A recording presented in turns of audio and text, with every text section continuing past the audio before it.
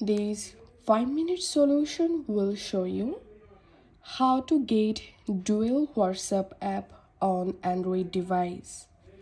So follow these easy steps to use dual WhatsApp account without downloading any third-party application.